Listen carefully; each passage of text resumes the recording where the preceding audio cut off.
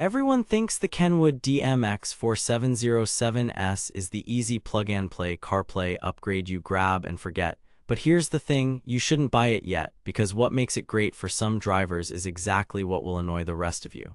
After installing and daily driving it for 10 days, timing boot-ups with a stopwatch, and testing calls, maps, and music in city traffic and highway glare, I found a few deal breakers most people won't see on the product page.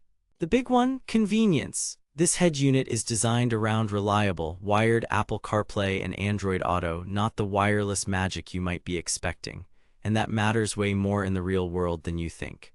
Before we dive into what I discovered, quick note, I'll have the best current price linked below, including the Amazon Renewed option with the guarantee. But stick around, because what I found might save you money or frustration. Here's why I even tried the DMX4707S. My stock head unit looked fine but felt ancient, no CarPlay, no real audio tuning, and Bluetooth that dropped every other commute.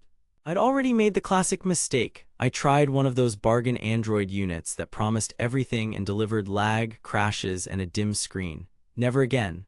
I wanted something from a brand I trust, with clean install options for a tight dash and real audio control. The Kenwood DMX4707S checked a lot of boxes on paper. 6.8-inch capacitive touchscreen, shallow chassis for easier fitment, Apple CarPlay and Android Auto, dual phone Bluetooth, plus a 13-band EQ with Drive EQ and digital time alignment. Also, its 4.2-star average on Amazon had me cautiously optimistic. Still, I was skeptical. Could a mid-tier Kenwood deliver where my past attempts failed without the price of a flagship? I set it up to find out. First test, install, and boot reality. The shallow mount chassis made fitting it into a tight dash refreshingly simple. With a basic harness and dash kit, I had it mounted in about 90 minutes, cable managed and clean. Power on to the home screen averaged around 7 to 8 seconds. Plugging in my iPhone for CarPlay took total time to maps of about 13 to 15 seconds consistently. That's not instant, and if you start the car, punch it, and expect navigation right now, you'll feel that delay. But then once it's up, stability mattered more, and here it surprised me. CarPlay and Android Auto performance were rock solid over a week of commuting.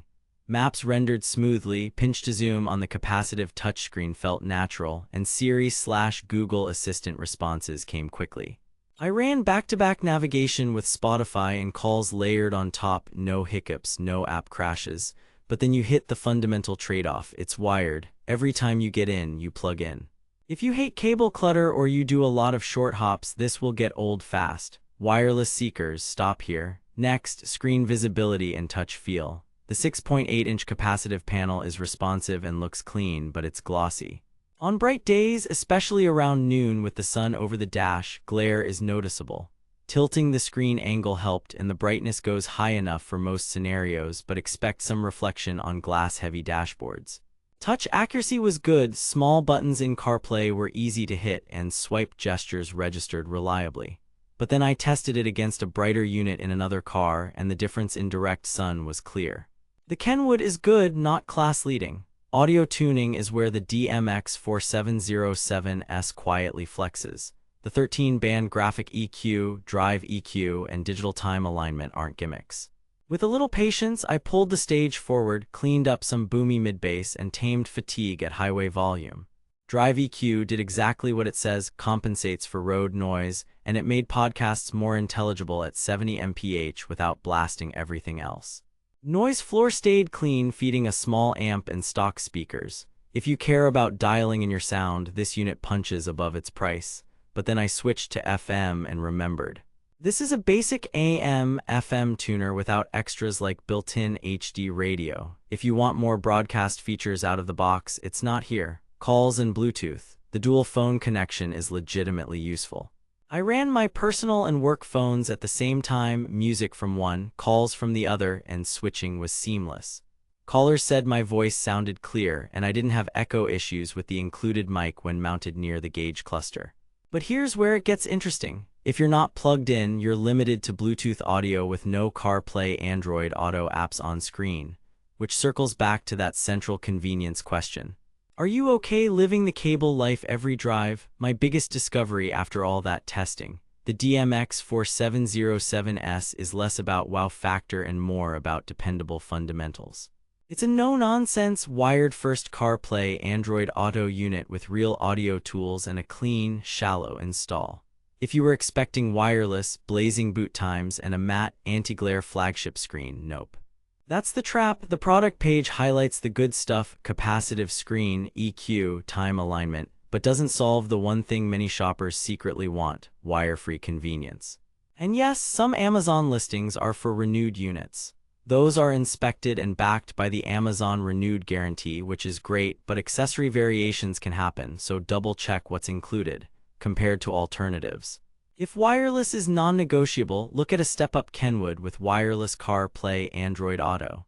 If you want a brighter screen and you're okay losing some of Kenwood's tuning depth, check Pioneer's or Sony's wired models in the same price band.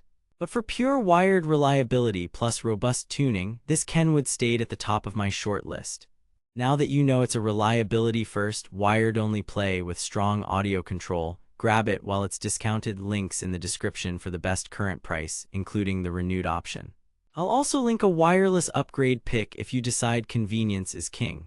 Bottom line, don't buy the DMX4707S if you expect wireless CarPlay Android Auto, instant-on behavior, or a glare-proof ultra-bright display.